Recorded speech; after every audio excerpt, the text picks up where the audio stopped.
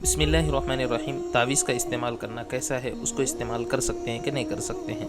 जवाबन अर्ज़ है कि तावीज़ का इस्तेमाल करना जायज़ है, लेकिन उसमें 3 शर्तें होना ज़रूरी है। पहली शर्त यह है कि अक़ीदा ये हो कि तावीज़ के अंदर असर नहीं है, बल्कि असर अल्लाह तबारक व तआला तावीज़ के अंदर डालेंगे। जैसे गोली के अंदर कोई असर नहीं है, अल्लाह उसके अंदर शिफ़ा अता फ़रमाएंगे। तावीज़ के अंदर कोई असर नहीं है, अल्लाह उसके ज़रिए से शिफ़ा अता फ़रमाएंगे। नंबर 2 पर इन तावीज़ में जो अल्फाज इस्तेमाल हो रहे हैं वो अल्फाज का सही होना ज़रूरी है। अगर अल्फाज का इस्तेमाल कुफ्र या शिरक या अल्फाज का इस्तेमाल किया गया हो तो ऐसी तावीज़ का इस्तेमाल करना जायज़ नहीं है।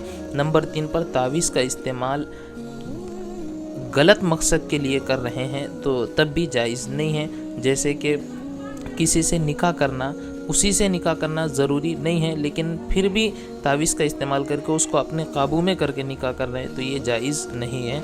लेकिन जो मकसद सही है उसके लिए